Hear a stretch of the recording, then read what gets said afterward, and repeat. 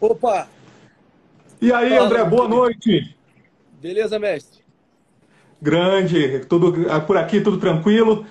Depois de um Boa. grande dia, depois do Congresso Nacional revisar algumas questões da lei de improbidade administrativa, né? Que se Enfim, supera, é né? uma correria danada, mas mais uma derrota que nós temos aí. Depois de uma grande vitória, ontem o Congresso conseguiu aprovar a MP de Ambiente e Negócios, vai desburocratizar o sistema tributário brasileiro, enfim, melhorar todo o ambiente de negócio brasileiro, mas hoje fez esse retrocesso. Mas enfim, o caminho vai seguindo, o ranking está aqui para informar para os nossos seguidores o que está acontecendo. Bom, um grande prazer falar contigo e tê-lo aqui conosco finalmente. Honra toda minha, meu querido. Eu vou cometer aqui um disparate. Eu estou conversando com o Juan aqui só para confirmar Exatamente, sou eu mesmo. perfeitamente. Eu falei, pô, será que o Juan vai escalar outro cara que não me passou o nome? Eu fiquei meio nessa encalacrada aqui, mas fico feliz de finalmente poder estar falando com o pessoal na sua figura, né? Com o pessoal do ranking dos políticos. Vocês fazem um trabalho assim de um valor inestimável para fiscalizar os nossos representantes, que cada vez mais comprovam que merecem essa fiscalização ali no fio da navalha, né? Porque realmente tá complicado o nosso país. Mas vida que segue. Pegamos todas as filigranas ali dos políticos da atualidade. Hoje nós divulgamos quem são os melhores por cada estado atualmente nesse fechamento de primeiro semestre. Teve gente que gostou, teve gente que não gostou, é natural, é da política do jogo também. Faz Bom, parte. pessoal, André Marinho, para quem não conhece, um dos grandes humoristas que está aí na atualidade, um grande comentarista do Pânico, só tem um defeito que é botafoguense, mas Sofredor, está aqui nos sofredor, dando o ar da sofredor. graça para falar conosco. Não, prazerzão e como eu disse, já passou da hora da gente poder estar trocando essa ideia e no que eu puder contribuir na condição de brasileiro indignado e engajado que eu sou, eu estou às ordens. Exatamente. E pegando desse gancho, André, você sempre teve um contato assim com a política, pelo menos desde quando a gente vem acompanhando o seu trabalho, você sempre teve ali comentários muito pontuais e muito assertivos a respeito da política. Mas de onde veio esse gosto pela política? Onde começou essa sua trajetória, até como acompanhamento de uma forma geral? Olha, eu sempre, assim, a partir de uma autoanálise, eu concluí que eu tenho uma veia artística e uma veia política. Ambas pulsam bem fortes e elas se complementam, eu diria. Com o passar do tempo, eu temia que elas poderiam ser mutuamente excludentes, que uma poderia acabar inviabilizando a outra, mas eu acho que a minha atuação tem comprovado que isso é possível, especialmente que as barreiras tradicionais estão sendo rompidas, e é isso que a democratização da internet tem nos permitido alcançar e conseguir aperfeiçoar a nossa persona pública, vamos dizer assim. O fato é que, desde que eu me lembro por gente, eu sempre tive um fascínio pelo espetáculo apaixonante que é a política. Eu lembro de acompanhar a primeira imitação que surgiu, foi um momento eureka, foi ali quando o Lula estava no trio elétrico, no dia 28 de outubro de 2002, tinha acabado de derrotar o José Serra, e ali foi onde ensejou esse talento aí que Deus me deu, e eu venho aperfeiçoando com o passar do tempo. E o pessoal sempre gostou, foi uma forma de trazer descontração, leveza, risadas por sempre por onde eu passei. E também, olhando adiante, eu acabei canalizando esse interesse pelo lado mais artístico para memorizar jingles de políticos. E eu acompanhei muito assiduamente a primeira eleição brasileira em 2006 e a primeira eleição americana em 2008. E foi ali que eu mergulhei de bruço, de cabeça, de uma vez por todas, assim, em querer me informar e acompanhar assiduamente aí o noticiário político internacional e o brasileiro. E foi na eleição americana de 2008, com a eleição do Barack Obama, carregada de ineditismos, que eu comecei a acompanhar com maior afinco o dia a dia da política e comecei a desenvolver uma noção de Estado, o papel do Estado na sociedade, as relações humanas e como a política pode influir de forma positiva, mas muitas vezes danosa aí na vida do cidadão. Então, desde então, eu estudei ciências políticas na Universidade de Nova York, um ano e meio, mas fui convencido pela minha família que eu deveria estar me formando diante das leis locais e a dinâmica das relações humanas a nível nacional, para eu poder ter a bagagem de, quem sabe, um dia trilhar uma carreira política aqui, apesar de que no, nos idos de 2018 eu soltei despretensiosamente um vídeo encenando uma interação entre o Ciro Gomes e o atual presidente Jair Bolsonaro, e deu mega certo, logo viralizou, logo bateu na veia, e o que era só um hobby bem paralelo e despretensioso acabou me dando uma projeção e um destaque que eu fico muito grato aí, que o pessoal tem me prestigiado até hoje, e isso acabou culminando no convite do Pânico, no qual estou lá, já vai fazer 2 anos agora em agosto. E tem sido um aprendizado muito grande, e assim tem sido, e assim a gente vai indo dia após dia. Não, maravilha, é uma trajetória ascendente. Nós temos até algumas similaridades. Eu, por exemplo, também comecei a acompanhar política e a gostar de política efetivamente nas eleições de 2002. Meus pais até brincam muito comigo que naquelas eleições só eu e mais uma atriz torcemos para um determinado candidato. Mas, enfim, voltando, como você chegou ao Pânico, né? Você falou já está há 2 anos ali, mas nessa trajetória ascendente, de onde veio, de onde partiu esse convite, como você chega ao Pânico? Como eu disse, eu soltei o primeiro vídeo bem despretensiosamente, aí o segundo vídeo é o que eu costumo me referir como o primeiro dia do resto da minha vida, né? Que foi aquela encenação do Donald Trump calling, JB, JB. Você lembra o Trump ligando pro Olá, Trump, satisfação estar aqui contigo, tá certo? E aquele vídeo realmente bateu na veia de uma forma descomunal, viralizou realmente do dia para a noite, e aquilo acabou gerando vários convites aqui no circuito midiático em São Paulo. Eu sou carioca, nascido, criado e vivido, não tinha nenhuma pretensão profissional ou pessoal de me mudar para São Paulo, mas foi a melhor decisão que eu fiz em termos de profissionais. Aí, desde então, eu fui no Morning Show a convite do Caio Coppola, que viu esse vídeo, se tornou um grande amigo meu, e aquilo acabou acarretando uma sequência de convites. Aí eu fui para o Rony Von, Antônia Fontinelli, Leda Nagli, Danilo Gentili, e eis que foi um momento muito fortuito quando eu fui convidado na condição de entrevistado para o Pânico, porque coincidiu com o momento de renovação da bancada. Os últimos medalhões dos tempos áureos da TV estavam de saída, já tinham atingido ali o ápice, já tinha dado o que tinha para dar, pelo menos a nível pessoal deles. Essa foi a conclusão que eles chegaram. Me refiro notadamente ao Carioca e ao Bola, que são titãs e referências para nós ali dentro. E eis que, naquele momento, eu e o Albert Spider surgimos, talvez, como destaques daquele processo eleitoral de 18, e fomos garimpados aí pelo Emílio Surita, que tem sido uma espécie de mentor, paizão para a gente no dia a dia. Rabugento! Bota rabugento nisso. Ranzinza, faz parte, todo lugar tem. É um niilista da mais alta categoria, mas é de uma sensibilidade popular que eu tento me mirar e me basear dia após dia.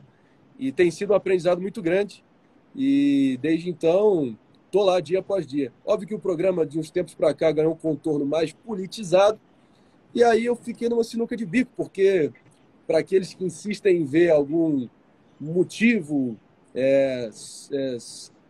obscuro ou um motivo subliminar na minha atuação, eu afirmo aqui categoricamente que eu não sou candidato a absolutamente nada, eu sou candidato a bom filho, bom irmão e bom integrante do Pânico. Então, o que motiva, o que norteia a minha atuação e os meus comentários é o que acho que todo cidadão deveria fazer, e não se servir incondicionalmente a um projeto político, porque políticos passam ideias, princípios e valores que permanecem, e essa tem que ser a mudança de mentalidade e atitude no longo prazo que todos nós devemos tentar absorver e aplicar na nossa atuação. Exatamente, parabéns até por essa visão de Estado, que é bem o encaixe com aquilo que o ranking dos políticos acredita, né? O Estado vai permanecer aí por gerações, mas os políticos passam, isso daqui tudo passa, mas o Estado fica e as próximas gerações é que recebem aquilo que a gente planta hoje. Mas bem, falamos aí da política internacional, você citou as eleições de 2008, mas eleições transformadoras, mas foram eleições que, de certa forma, a gente já sabia, já dava para prever qual seria o resultado, né? Nós tínhamos ali o John McCain de um lado, com a Sarah Palin, se não me engano, e do outro o Obama, com um discurso inovador, e mudou a retórica e toda a forma de fazer campanha política dali para frente, né? Eu acho que até no Brasil isso foi influenciado.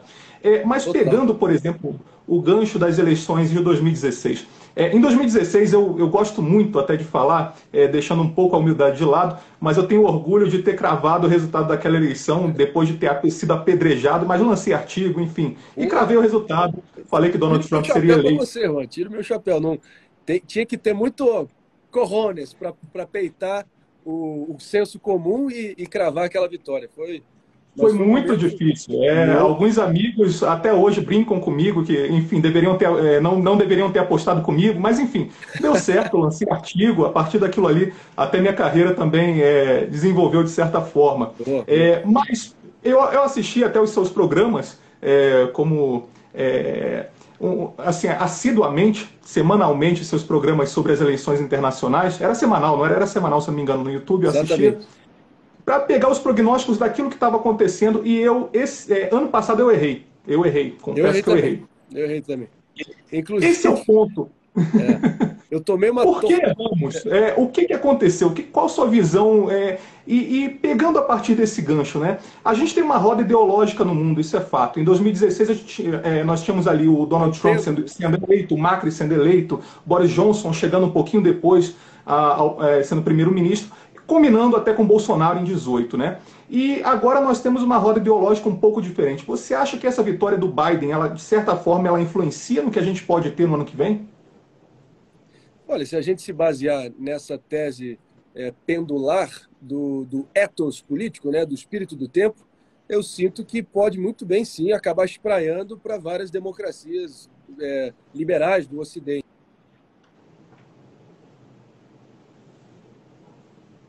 Bolsonaro acabou erguendo muito do apelo popular, do apelo político dele, do apelo eleitoral dele em 2018, baseado no êxito eleitoral que o Trump obteve em 16. Ele sempre fazia referências diretas e acabou se associando umbilicalmente ao que o Trump falava e conseguiu canalizar essa onda nacional populista que tomou o mundo, vários países na Europa também. Então eu sinto que, lógico, tem que respeitar as particularidades de cada pleito, cada eleição é uma eleição diferente. Acho que a conjuntura para o ano que vem está extremamente imprevisível ainda. Lógico que a gente ainda já tem um quadro preliminar que a gente está diante, pode tirar algumas conclusões, mas não deixam de ser preliminares, né, Juan?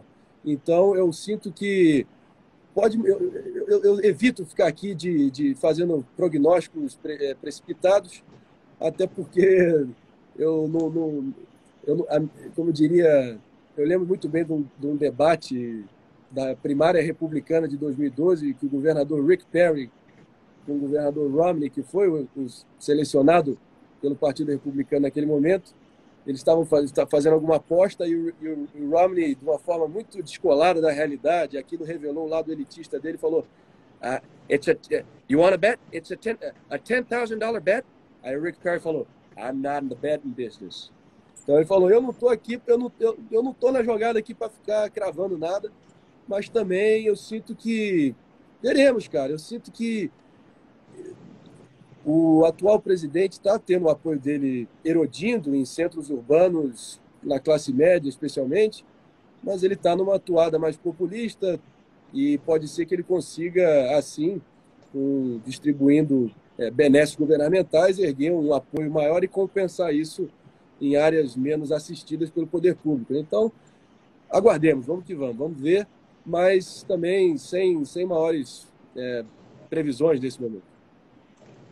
Mas o que você acha para a vitória do Biden? O que foi, de certa forma, o que consolidou a vitória dele? Que foi, assim, há um ano antes da eleição, ninguém cravava que o Joe Biden seria presidente dos Estados Unidos, né? Não, O Trump mesmo desdenhava praticamente da candidatura dele. Mas o que fez do Biden ser eleito presidente?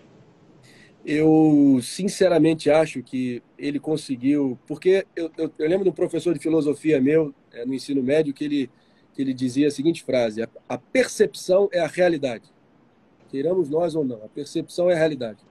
A imagem que ele projetou foi de um septuagenário dócil, de fala mansa, uma fachada centrista, moderada, com um tom conciliador, um cara calejado ali com as entranhas da engenharia pública de Washington, um cara que restauraria a normalidade. E ele conseguiu muito habilmente projetar essa imagem, ao contrário do Trump, que estava segurando uma hecatombe na mão, uma bazuca sem precedentes, literalmente sem precedentes na nossa geração, tendo que descobrir ali, se virando nos 30, como diz o ditado popular, para entender qual a melhor forma de, primeiro, coibir o avanço do coronavírus ali no povo americano, tentar desenvolver uma logística e captar o financiamento e a distribuição das vacinas, que acabou que ele teria colhido os louros dessa iniciativa se a primeira vacinação, o ciclo de imunização nos Estados Unidos tivesse começado antes da eleição, no dia 3 de novembro, mas acabou também, acho que ali acabou alastrando vários protestos nos centros urbanos mais relevantes ali dos Estados Unidos, as tensões raciais atingindo ali um apogeu ali de tensão dessa animosidade interracial ali que sempre acaba acirrando os ódios e as paixões do povo. E o Trump, eu acho que o perfil dele não casou com o espírito do tempo, entendeu? A sensação que eu fico é que ele esticou a corda demais, entendeu? A beligerância natural dele, a contundência na fala dele, o perfil dele, tanto que aquele primeiro debate foi uma coisa horrorosa. Tudo bem que o Biden tem culpa no cartório, tanto que o Biden retrucou, mas as interrupções excessivas dele, ele estava muito voluntarioso naquele primeiro debate e ficou excessivo. Então, naquela cacofonia, naquela barulheira toda que estava imerso os Estados Unidos, olharam para o Biden e viram essa figura dócil, mal sabiam, porque eu acho que agora a realidade está encontrando eco nas previsões de que ele seria essencialmente um cavalo de Troia para os elementos mais radicais da base progressista de extrema esquerda do partido. E ele mesmo disse ao longo do pleito do ano passado que eu serei o presidente mais progressista da história americana. E ele está honrando a palavra dele. Apesar de que virou uma coisa de percepção, é a realidade. A percepção que o Trump era o monstro laranja que estava ali elevando os ânimos e as tensões e o conflito dentro da sociedade, esgarçando o tecido social americano, e o Biden com a fala mansa ali, projetando um retorno à normalidade. Mas a gente ainda vê, agora, voltando ao presente, agora acelerando ainda a cronologia do tempo, a gente ainda vê um gridlock, como eles falam, né? Uma incapacidade de encontrar consensos bipartidários para legislações mais abrangentes, desde a infraestrutura, desde como coibir o êxodo, né? que foi atraído pelas falas do Biden ao longo o êxodo migratório da América Central rumo à fronteira sul dos Estados Unidos, que está atingindo um nível estratosférico no momento. O Biden acabou tacando essa batata quente no colo da Kamala Harris, que está tendo que se virar nos 30. E eu sinto que ele também, a negociação agora para o pacote de estímulos fiscais, né? Os Estados Unidos está com um fiscal muito forte e, no momento, uma política monetária muito frouxa. Ele deu continuidade, deu sequência à política de quantitative easing do Banco Central, ou seja, impressão de dinheiro e injeção direta de dinheiro no bolso do americano, ao ponto que muitos americanos estavam ao seu bel prazer, preferindo ficar em casa do que trabalhar. Que incentivo que há? É aquilo, né? Aquela frase de um geógrafo famoso, que está me faltando o nome agora, mas a dependência é a morte da iniciativa. A dependência é a morte da iniciativa. Então, eu sinto que os mercados globais estão propícios a ativos de risco e os Estados Unidos ainda assim está concluindo o ciclo de imunização. Você vê festas começando a surgir em Nova York e o retorno à normalidade assim está sendo conquistado. Apesar de que a última manchete do noticiário americano é que aquela mesma onda de crime, lembra que o Trump falou law and order, tentando recapturar o mesmo discurso do Richard Nixon de 68, de restabelecer a ordem, doa quem doer, mas acabou que também foi um pouco de bravata, né? Tanto que a saída dele desagou naquela revolução no Capitólio, que foi uma desgraça. Não tem quem, em sã consciência, possa defender aquilo, apesar de que eu concordo que houve, sim, indícios fortes de irregularidades no processo eleitoral. Mas aí que foi o grande problema para a estratégia jurídica dele, né, Juan? O cara foi pego numa chave de braço, porque ele teria que se defender nos 4 cantos do país. Nevada, Arizona, Oeste, os 3 do Cinturão da Ferrugem, né? Michigan, Pensilvânia, Wisconsin, e a própria Geórgia, que foi a grande zebra da... Então, imagina, acabou que dissipou a estratégia de defesa eleitoral dele muito e acabou perdendo a robustez dos argumentos dele, da defesa dele, e foi um fim melancólico a uma presidência muito realizadora. Justiça seja feita. Foi talvez, acho que no século XXI, a presidência mais realizadora e consequente até o momento. Então, acho que passa por aí, entendeu? Biden foi o retorno ao pacifismo, ao multilateralismo, ao soft power americano, e o Trump, a beligerância. Então, o americano falou, chega, deleta. E aí é aquilo, né? Que eu estava vendo ontem. Estava tendo toda aquela onda de crime no final, durante a eleição. Black Lives Matter. Você lembra de toda aquela insurgência dos elementos da esquerda. E agora voltou a recrudescer a violência imensamente nos Estados Unidos. Ou seja, talvez seja um problema endêmico e não uma questão de coloração ideológica ou de partido, entendeu? É um problema endêmico, estrutural na sociedade americana. Agora, foi um prazer inenarrável poder ter comandado, roteirizado, idealizado e ser dado a oportunidade pela Jovem Pan de ter feito a cobertura oficial da emissora no Casa Branca 2020. É um assunto que eu acompanho assiduamente desde que eu me lembro por gente e foi quase que a realização de um sonho para mim. Então, foi muito legal, cara. Eu achava bastante legal porque você trazia convidados tanto do lado democrata quanto republicano, cada um expondo seu lado, as duas vertentes e um tentando falar mais do que o outro, né? Enfim, no final das contas deu muito certo, apesar das análises terem naufragado um pouco, aconteceu imprevisível, de certa forma, mas muito por conta também, eu acho que os votos lançados antecipadamente, isso tudo foi uma bagunça que foi feita, que atrapalhou completamente o sistema e tem jurisprudência até para o futuro e não sabemos ainda qual será o futuro da democracia em decorrência disso, né? A gente está vendo muito disso agora no Brasil, que passou a discutir o voto impresso. Então a gente já está prevendo um problema que não temos ainda, mas que podemos ter, não sabemos. Enfim, segunda-feira, aliás, eu convido os nossos seguidores, nós teremos aqui um debate justamente sobre voto impresso. Daniel Lança contra Bia Kicis, autora do projeto. Então vai ser bem interessante. Uma pauta legítima, só rapidamente. Sim.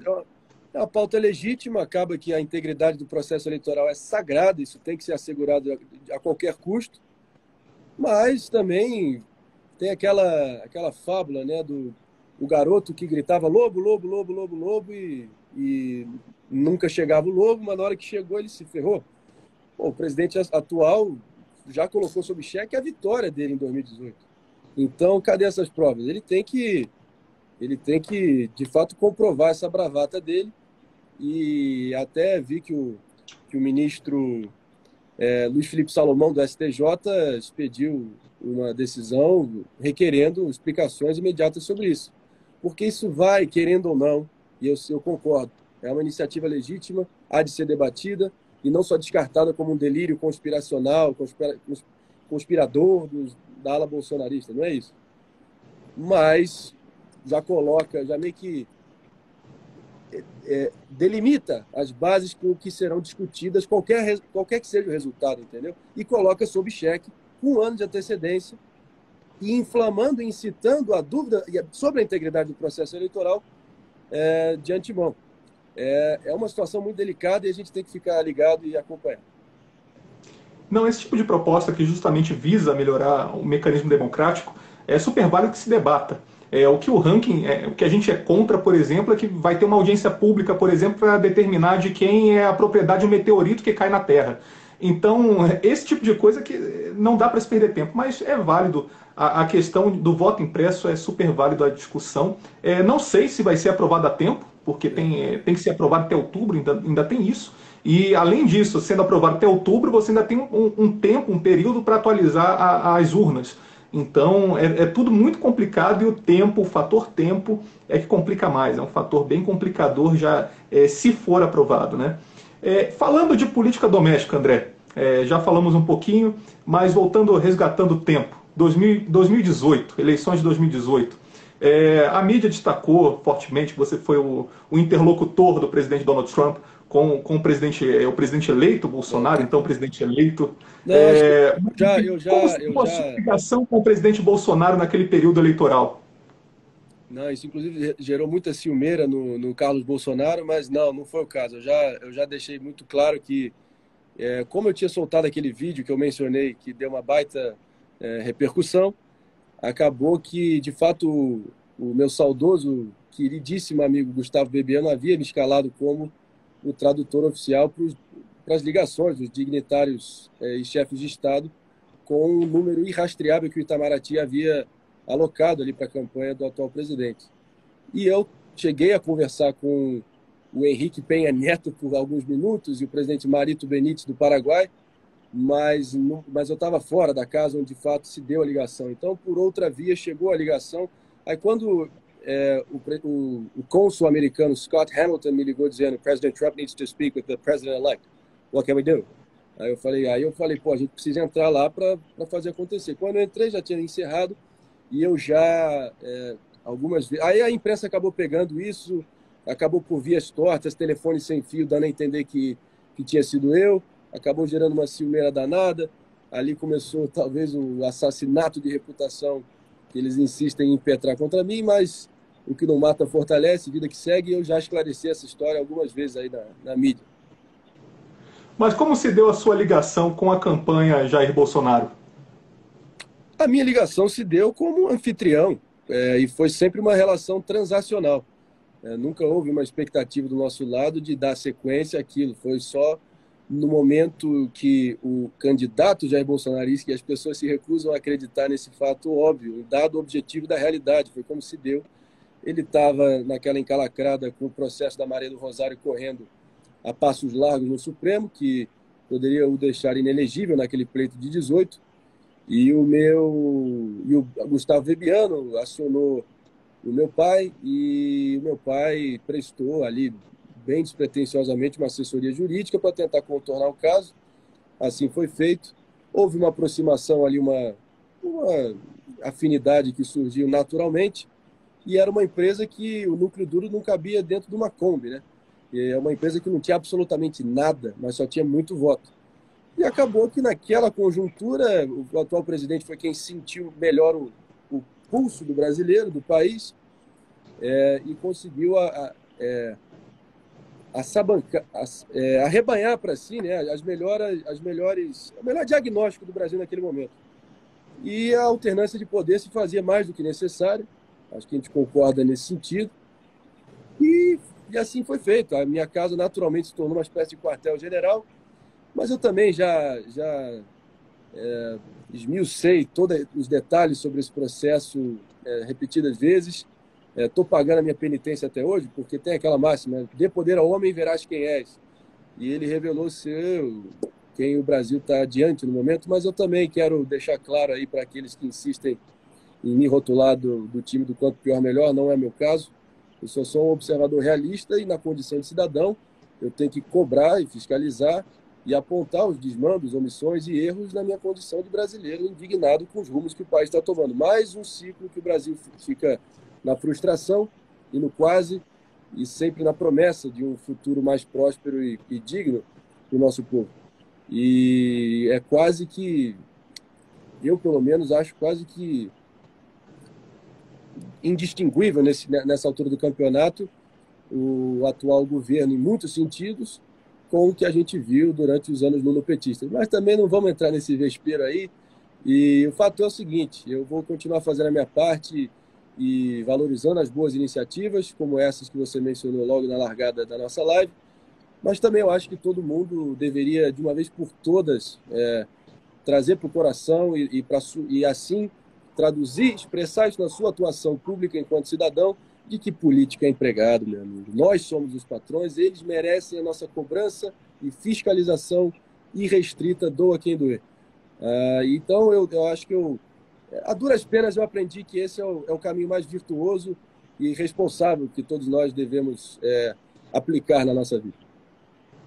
Exatamente, o artigo 1º da Constituição: todo poder emana do povo. Perfeito. E enquanto o povo se submeter a quem está no poder, o Brasil não vai para frente. É fato que eles são nossos empregados e tem que estar a nosso serviço. É óbvio, são representantes nossos, têm legitimidade para isso, são representantes democráticos, mas é fato que o povo tem que cobrar. O ranking existe até por conta disso. para mostrar de uma forma mais factível para a população em geral justamente o que eles estão fazendo, porque ninguém vai parar para ver TV Câmara 24 horas por dia o que eles estão É debatendo, lógico. né? É até enfadonho você fazer uma coisa dessa. Mas a gente acompanha. Quem gosta acaba acompanhando, né? Isso é fato. Eu queria Hoje gostar menos, eu mesmo, queria gostar menos, eu queria gostar menos. Mas tudo bem. todos nós com toda certeza, mas é a nossa cachaça, digamos assim, É né? isso A aí. gente tem que buscar, é a nossa cachaça. Mas você tocou em pontos muito importantes. É fato, a gente tem que viver num ambiente democrático, não podemos irromper essa linha, que é muito forte, muito tênue ao mesmo tempo, né? O Brasil é uma democracia muito recente, nós somos muito jovens. Ah, eu caí? Não, eu ainda estou aqui, ainda estou aqui. Achei que eu tinha caído. A Tudo internet hoje, certo. Tudo Brasília certo. está complicado. Em Brasília o cenário está bem complicado. Vamos que vamos. Mas, enfim, vamos lá. 2022 está chegando, bate a porta. A gente está aí há praticamente um ano do início das convenções eleitorais, né, de onde sairão os possíveis candidatos. Mas a gente já tem alguns nomes. O ranking já recebeu alguns nomes. Já tivemos aí o Eduardo Leite, Mandetta, enfim, vários nomes aqui entrevistados. Mas temos aí dois candidatos postos e duas figuras clássicas da política brasileira, né? Jair Bolsonaro de um lado, Lula do outro, um choque de gigantes, digamos assim, e ao mesmo tempo uma procura por uma terceira via que parece até, sei lá, um caminho encantado, né? Não sabemos onde está, quem está ali no final no pote do arco-íris, enfim. Você vê uma terceira via possível no Brasil? Como é que você está enxergando esse cenário?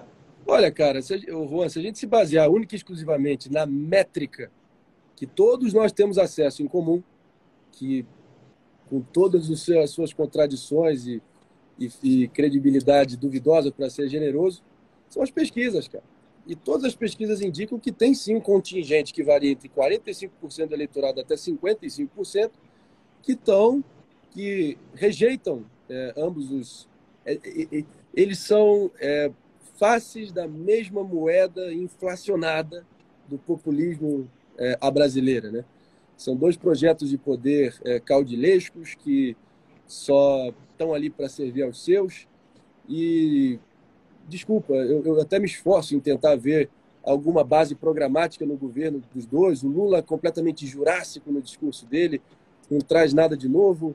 Sempre é como o Ciro Gomes diz: repare bem, porque o PT é que nem sombra de mangueira, não cresce nada embaixo. E você sente que o PT segue demonstrando essa mentalidade hegemônica e faz parte, é a decisão deles, mas esse diagnóstico tem que ser feito de forma precisa e sem usar um óculos cor-de-rosa, como eu disse para o ministro Fábio Faria tirar no Pânico outro dia, sem vender céu de brigadeiro também, sem ilusionismo. O que eu sou contra, Juan, é que a gente interdite o debate.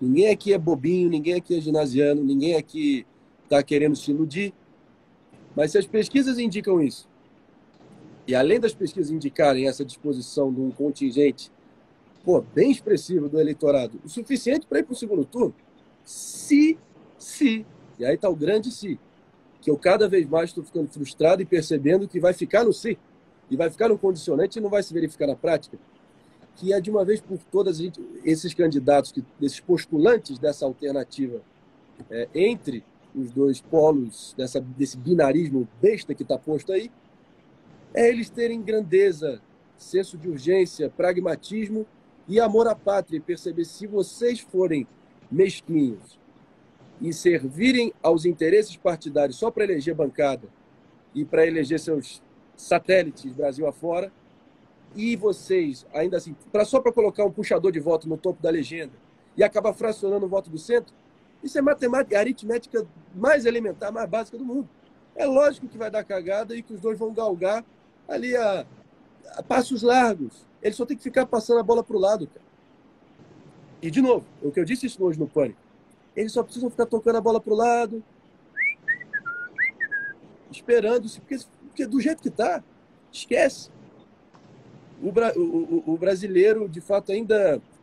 eu não vou usar o verbo padece, não, mas o brasileiro ainda está contaminado com esse ilusionismo mesmerizante da figura do El Rei, do salvador da pátria, do cara do bravateiro, com soluções fáceis, que vai ali montado no seu alazão, branco, vai ali salvar os problemas e prover as benesses para o povo sofrido e machucado do país.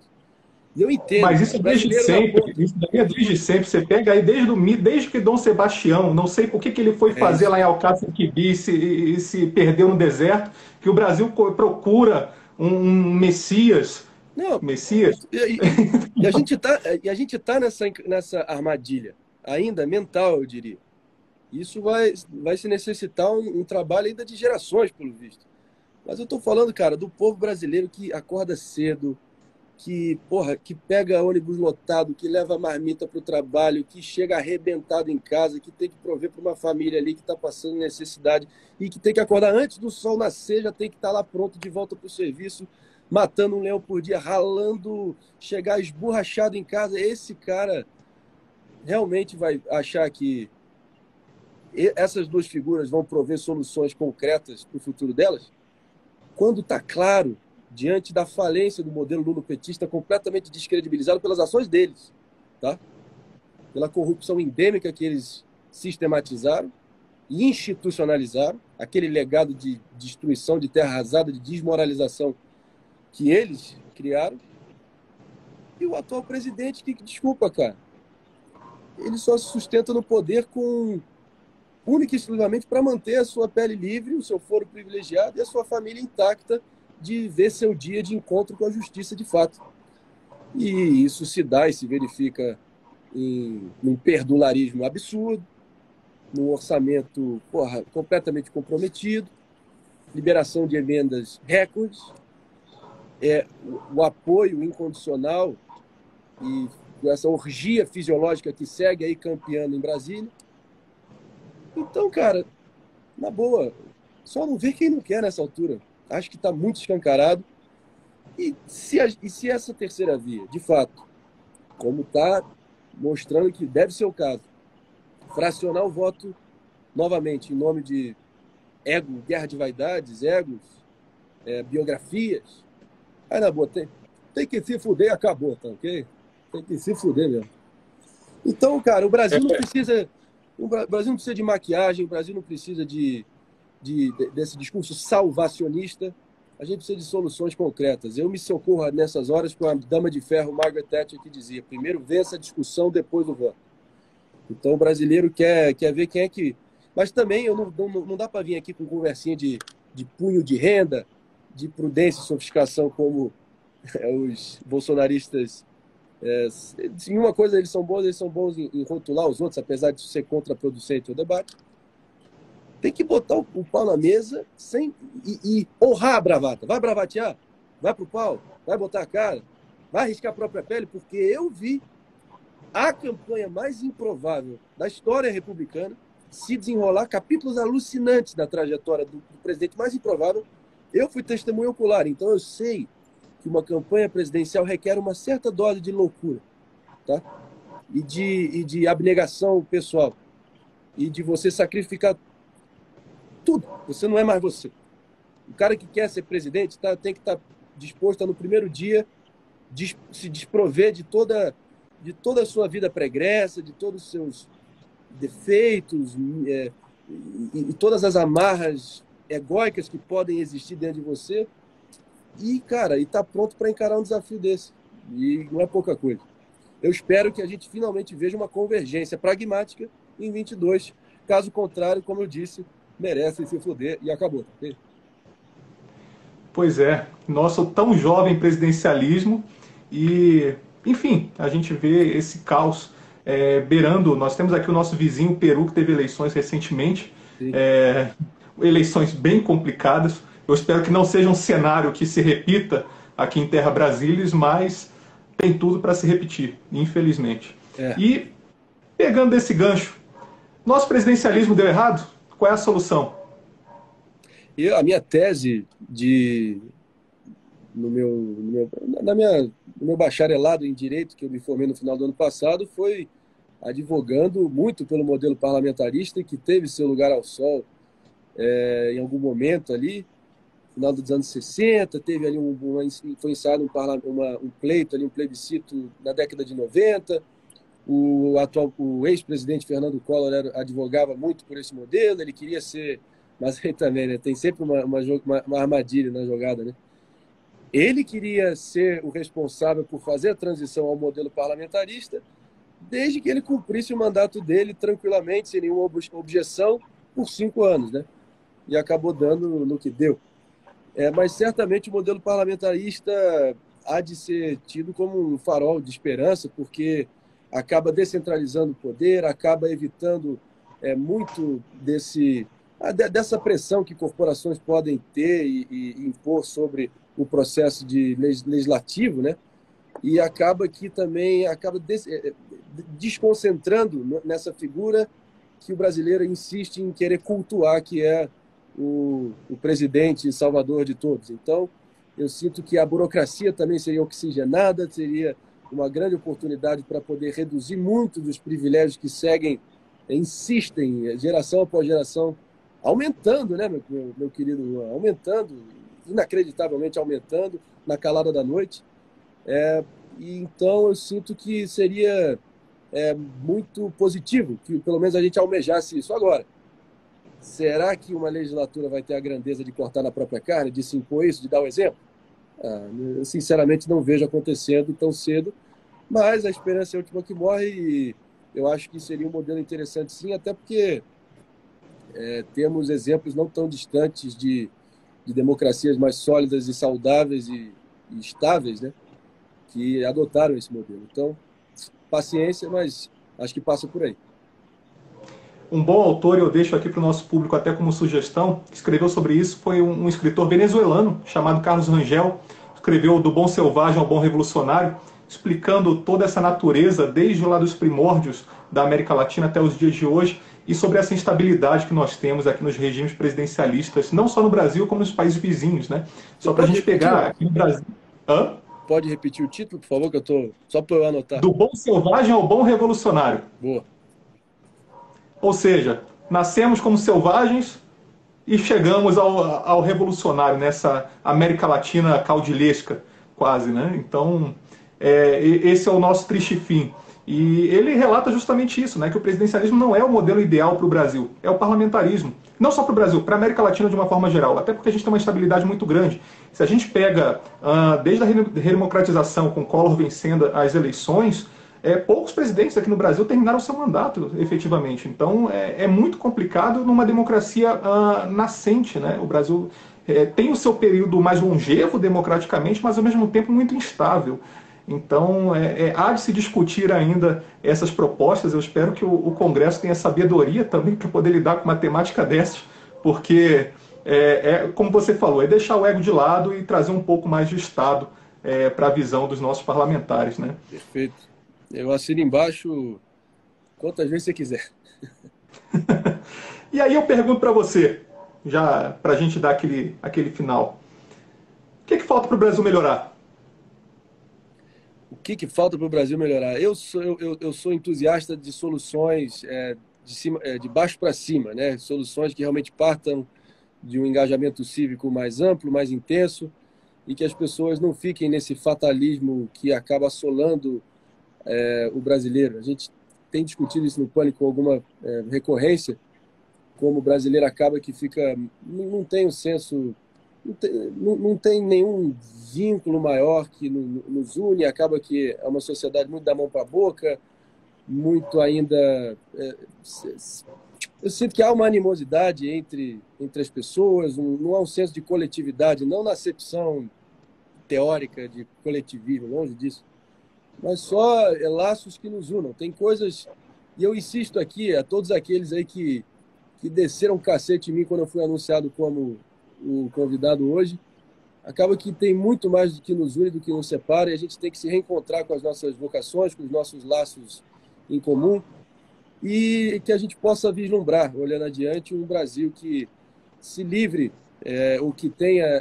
Porque, como você disse, todo poder emana do povo, todas essas transformações, e não precisa olhar tão longe não, cara. O brasileiro deu um testemunho assim, inconteste, há poucos anos atrás, de que transformações duradouras não, né? Porque houve um retrocesso gigante agora, mas mudanças e transformações mais do que necessárias foram obtidas através da pressão popular, do engajamento popular. Lógico que essa pandemia que está arrasando o mundo aí previne o povo, eu digo, a maioria do conjunto da sociedade de se manifestar, de pleitear por mudanças, mas não precisa olhar tão longe, tomando por base todo o processo que culminou no atual governo, que o engajamento popular é o que vai fazer a diferença. O político tem medo de povo na rua, e eu sinto que tudo que a classe política em Brasília, né, que eu costumo dizer que antes eu estava cometendo uma injustiça, Juan, que eu dizia que Brasília representa 6.800 quilômetros quadrados cercados pela realidade, mas aí eu peguei o perímetro inteiro da cidade. Tem que reduzir para a Praça dos Três Poderes, depois eu vou pegar esse número aí, porque eu sinto que é de uma desconexão, é de um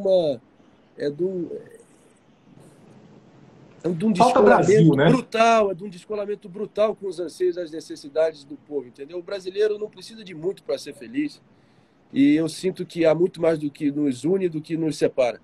E a gente há de se encontrar novamente com a nossa vocação, com as nossas possibilidades, e saber que a gente, de fato, tem tudo para se tornar a potência que a gente deseja, mas isso tem que partir de cima, porque as palavras podem até convencer, mas é o exemplo que arrasta, cara. É o exemplo que arrasta. E se os nossos representantes, eleitos com crivo popular, não forem capazes de cortar na própria carne, distinguir privilégios desnecessários do excesso das benesses que estão cercando eles, você acha que qual é o incentivo que o cidadão vai ter de ser virtuoso ante aos representantes que, em tese, estão lá para serem o melhor de nós, né? Em tese. Mas claro que isso não se verifica na realidade. Mas sem ilusão também, muito pés no chão, eu acho que isso... Eu me socorro a uma frase célebre do presidente John Kennedy que diz que sejamos a mudança que nós queremos ver no mundo. Então isso passa desde de você ser um cidadão mais participativo, proativo e colaborativo aí com quem está em volta de você. Então, eu acho que se não partir de uma iniciativa pessoal, é a união que faz a força e vai ser o conjunto da sociedade que vai ensejar as mudanças que a gente quer ver para poder vislumbrar um futuro melhor. Com toda certeza. Eu cometi uma indelicadeza com quem está assistindo. Eu falei para que a gente ia resgatar algumas perguntas. Teve uma que eu achei muito interessante, foi um termo que eu descobri hoje o que significa, e eu descobri que eu sou isso. André, o que seria cringe na política brasileira? Cringe na política brasileira? Olha, é o que não falta, né? Tem open bar de cringe na política brasileira, né? É, eu fico muito enojado, cara. Enojado mesmo com essa cultura do selfie, do pau de selfie no plenário, essa espetacularização ralé, excessiva do processo legislativo. E porque isso acaba só acirrando o tribalismo entre nós, cada um querendo pregar para convertido, querer fidelizar a sua base, tentar lacrar as custas do seu contraparte para poder pegar um trecho que vá acabar só satanizando a outra pessoa. E então eu sinto que eu morro de cringe, aquele cringe que pega na nuca quando eu vejo parlamentar que deveria estar com a bunda na cadeira ou se debruçando nos nossos códigos de lei, na verdade estão lá fazendo selfie. Lógico que a política tem que ter um lado lúdico, tá? Não estou falando que vai ser uma coisa chata, não. Isso aí eu estimulo, eu até faço parte disso, eu contribuo com isso. Agora, tem muita pirotecnia para pouco resultado, entendeu? E eu acho que cabe a nós só seguir essa cobrança incessante aí para resultados. Porque o que a gente tem visto é uma produção legislativa para blindar os seus, só um querendo lavar a mão do outro. E o André Guedes, o cartunista, foi muito feliz num tweet que ele soltou outro dia, que para mim foi na mosca, que foi que ele diz que essa tripartição de poderes que ergue, que sustenta, que é o alicerce do nosso sistema de governo, não passa de ser os rabos presos de cada político entre si. Esses são os verdadeiros freios e contrapesos, infelizmente. Então, cara, a gente tem que seguir pleiteando sim por prisão após segunda instância. Tem que pleitear sim por menos mordomias, benesses e privilégios pela alta casta do judiciário e de todas as esferas do governo. Tem que extinguir super salários, tem que extinguir mordomias excessivas porque só assim, cara, como eu disse, eu acho que isso aqui é a frase principal que eu posso deixar. As palavras podem até convencer. Discurso florido brasileiro já está por aqui. A gente quer ver resultado e o exemplo, porque só o exemplo arrasta. Com toda certeza. Eu tenho vários adágios depois para anotar dessa live, uma série de frases que você trouxe que realmente são ultra relevantes. Mas é uma grande verdade, é chato a gente ver. O ranking tem um trabalho, a gente pega todo o gasto legislativo e analisa o gasto legislativo. A gente vê deputado em prisão domiciliar gastando com combustível. Então, o parlamentar que é de um estado, mas gasta com passagem aérea para ir para outro para encontrar namorada. É muito complicado isso no nosso sistema. Falta senso de Brasil. Essa é a grande verdade. E, ao mesmo tempo que falta isso, ontem, por exemplo, a Câmara deu um grande passo. Por unanimidade, aprovou a MP do Ambiente de Negócio, que é uma MP fantástica. Para o empresariado, para o microempreendedor, quem está ali na ponta mesmo, desburocratizando todo o sistema de comércio brasileiro. Mas, em compensação, hoje, acaba dando um passo atrás por conta da lei da improbidade.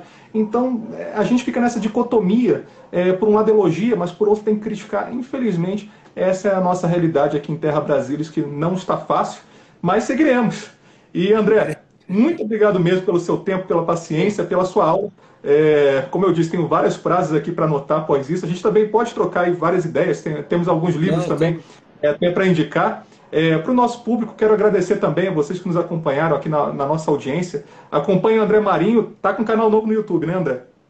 É o mesmo canal, mas eu reativei recentemente, fiz investimento, estou aqui no meu estúdio caseiro para ter uma produção mais constante e recorrente lá no canal. A gente vai começar com entrevistas em breve e a gente tem feito um conteúdo bem multifacetado lá. Desde as imitações, jogando para a base, como diria o Mano Brown, que foi o que me deu a projeção lá na largada, mas também falando de coisa séria de uma forma lúdica, acessível e informativa. Assim pelo menos é o objetivo. E o pessoal tem tido uma resposta muito legal. E eu convoco a todos vocês aí que quiserem me acompanhar nas redes no @abmarinho, A de André, B de Brasil, Marinho. Não que seja esse meu sobrenome. Meu sobrenome do meio, se eu ficar aqui falando, vai até amanhã. E eu também. Padecemos do mesmo problema. Mas aí, para além disso, cara, agradecer demais. E foi o que eu falei no story que eu fiz antes de entrar aqui, Juan. Por mais rankings dos políticos, cara. Por mais ranking dos políticos, porque o trabalho que vocês fazem é de um valor inestimável, sinceramente, cara. Então, eu aplaudo a iniciativa de vocês e podem contar comigo e pode ter certeza, cara. Como o meu falecido vô diria, estamos agora em permanente assembleia. Então, pode contar comigo. Da mesma forma, uma via de mão dupla. Conte conosco. A vocês que nos seguem, muito obrigado, gente. Sigam também lá. Vão lá na página políticos.org.br, verifiquem quem está bombando aí no parlamento, quem está mal. Tem várias dicas e indicativos daqueles que vocês gostam. Enfim, e acompanhe a gente também. Essa live vai estar disponível aí também nas redes sociais, no YouTube do Ranking, no Twitter do Ranking, no Facebook do Ranking. Enfim, amplamente difundida. André, grande abraço para ti, muito obrigado. Juan, mestre, muito obrigado. Eu que agradeço a todos aí da audiência. Espero que vocês tenham curtido. E, como eu disse, político é empregado, nós somos os patrões e que qualquer mudança que a gente quiser vislumbrar vai ter que partir de nós e da nossa atuação, da nossa mudança de mentalidade e da nossa participação efetiva nos rumos do nosso país. Então, estamos juntos e contem comigo. Com toda certeza. Grande abraço, pessoal. Tamo junto.